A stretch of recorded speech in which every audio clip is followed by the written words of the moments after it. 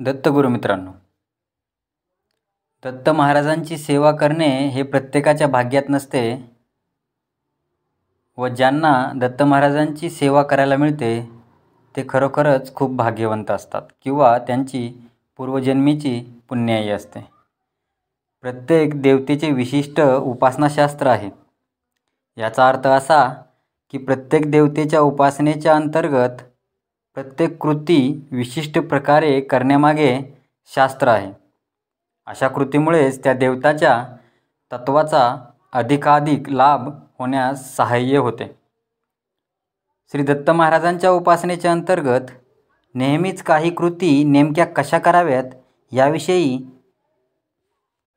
साधकांना साक्षात ईश्वराकडून मिळालेले ज्ञान आपण पाहूयात. बरेचसे असे प्रश्न असतात जे तुम्हा आम्हाला सारखे पडत असतात. चला तर मग आज आपण ते जाणून घेऊयात. दत्त पूजनाच्या पूर्वी उपासकाने स्वतःला गंध कसे लावावे? श्री दत्तांना गंध कोणत्या बोटाने लावावे? किंवा फुले वाहणे किंवा ती फुले कोणती वाहावीत, त्यांची संख्या किती असावी किंवा फुले वाहण्याची पद्धत कोणती असावी? फुले कशा आकारात वाहावी असे बरेचसे प्रश्न.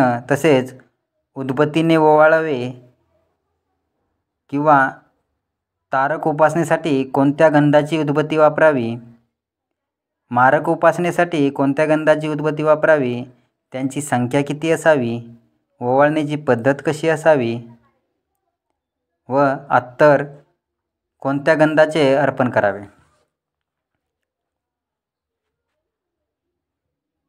दत्तपूजनाच्या पूर्वी उपासकाने स्वतःला गंध कसे लावावे तर अनामिकेने विष्णूप्रमाणे उभे 2 रेषांमध्ये गंध लावावे. फुले जाई आणि निशिगंधाची वाहावीत. फुले कोणती आणि किती वाहावीत तर जाई आणि निशिगंध यांची फुले असावीत 7 किंवा 7च्या पटीत असावे. फुलांचे देठ देवाकडे करून ती वाहावीत. फुले वाहण्याची पद्धत पोकळ शंकरपाळ्याच्या आकारात असावी. चंदन, केवडा, चमेली, जाई, अंबर यांच्या गंधाची उदबत्ती असावी. उदबत्तीची संख्या 2 असावी आणि उजव्या हाताची तर्जनी आणि अंगठा यात धरून घड्याळाच्या काट्याच्या दिशेने पूर्ण वर्तुळाकृती पद्धतीने 3 वेळा ओवाळावे. अत्तर कोणत्या गंधाचे अर्पण करावे तर अत्तर हे वाळा गंधाचे अर्पण करावे. श्री दत्तात्रेयांच्या उपासनेतील सुलभता आपल्या भावानुसार देवतांनी सगुणात येऊन कार्य करणे अवलंबून असते. दत्त हा ब्रह्माच्या इच्छाशक्तीशी निगडीत असल्याने इतर देवतांच्या तुलनेत तो कमी कालावधीत सगुणात येऊन कार्य करतो. म्हणून इतर देवतांच्या तुलनेत श्री गुरु दत्तात्रेयांची उपासना सुलभ आहे. तसेच दत्तात्रेयांच्या उपासनेतील काठिण्य प्रत्येक देवतेच्या साधनेतील काठिण्य हे आपण साधना केल्यावर व देवतेची सूक्ष्म ज्ञानेंद्रिये आणि सूक्ष्म कर्मेंद्रिये लवकर अथवा उशिरा जागृत होण्यावर अवलंबून असते. या बाबतीतील फरक 10% इतका असतो. श्री दत्तात्रेयांच्या उपासनेतील काठिण्य 7% आहे. श्री दत्तात्रेयांना करावयाच्या काही प्रार्थना. हे दत्तात्रेया, तू जसे 24 गुण गुरु केलेस तसे सर्वांमधील चांगले गुण घेण्याची वृत्ती माझ्यातही निर्माण होऊ दे, ही तुझ्या चरणी प्रार्थना. हे दत्तात्रेया, भूलोकात अडकलेल्या माझ्या अतृप्त पूर्वजनांना पुढची गती दे. हे दत्तात्रेया, अतृप्त पूर्वजांच्या त्रासापासून तू माझे रक्षण कर. तुझे संरक्षक कवच माझ्याभोवती सदोदित असू दे, ही तुझ्या चरणी प्रार्थना. तसेच श्री गुरु दत्तात्रेयांची काळानुसार आवश्यक ती उपासना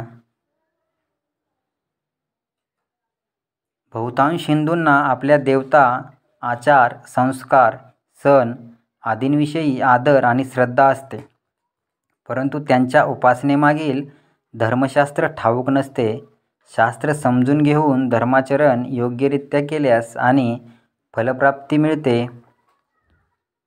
त्यामुळे दत्तात्रेयांच्या उपासनेत अंतर्भूत असलेल्या विविध कृती करण्याच्या योग्य पद्धती आणि त्यांचे शास्त्र याविषयी समाजाला धर्मशिक्षण देण्याचा यथाशक्ती प्रयत्न करणे ही दत्तभक्तांसाठी काळानुसार आवश्यक अशी श्रेष्ठ स्तराची समष्टी साधना आहे.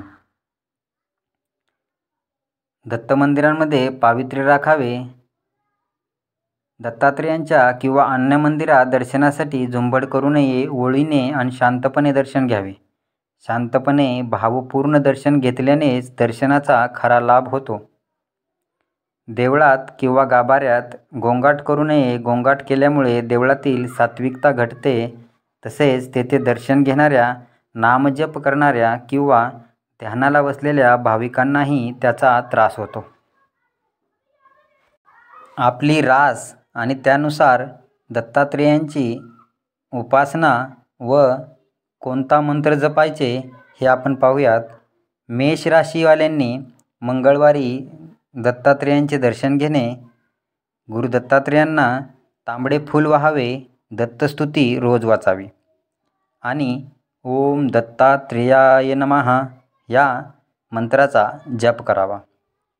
तसेच वृषभ राशीवाल्यांनी शुक्रवारी दत्तात्रेयांचे दर्शन करणे व दत्तात्रेयांना तांबडे किंवा लाल फूल वाहणे. दत्त बावनी स्तोत्र रोज वाचावे. ओम द्राम दत्तात्रेयाय नमः या मंत्राचा जप करावा. मिथुन राशीत वाल्या भाविकांनी दर बुधवारी दत्तदर्शन करावे. दत्तांना जांभळे लालसर फूल वाहावे. दत्त स्तवराज स्तोत्र रोज वाचावे. ओम नमो भगवते दत्तात्रेयाय नमः ह्या मंत्राचा जप करावा.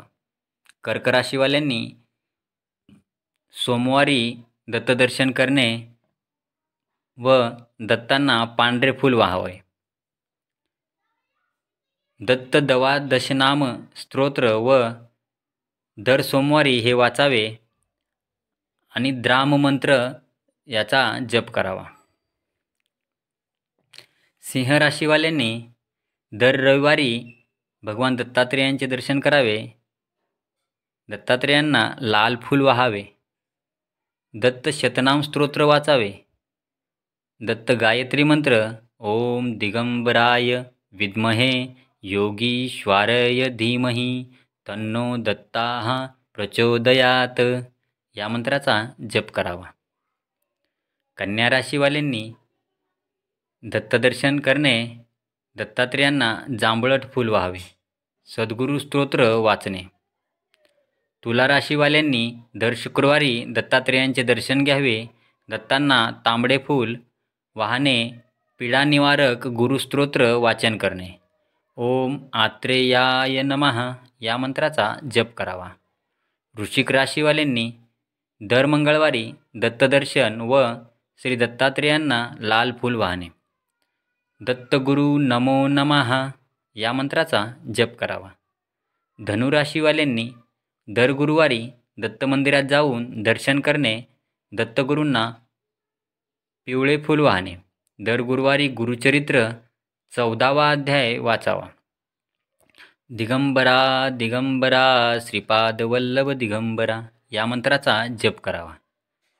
मकर राशीवाल्यांनी दर शनिवारी दत्तगुरूंचे दर्शन घेणे. दत्तात्रेयांना निळे फूल वाहावे. 52 श्लोकी गुरुचरित्र दर शनिवारी वाचावे आणि ओम गुरुवे नमः या मंत्राचा जप करावा. कुंभ राशीवाल्यांनी शनिवारी दत्तदर्शन करावे. दत्तात्रेयांना निळे फूल वाहावे व अघोर कष्ट स्तोत्र शनिवारी पठण करावे. श्री गुरुदेव दत्त या मंत्राचा जप करावा. मीन राशीवाल्यांनी दर गुरुवारी दत्तदर्शन करावे. पिवळे फूल श्री दत्तात्रेयांना वाहावे ओम द्राम चिरंजीविनी नमः या मंत्राचा जप करावा. अवधूत चिंतन श्री गुरुदेव दत्त. दत्तगुरु मित्रांनो,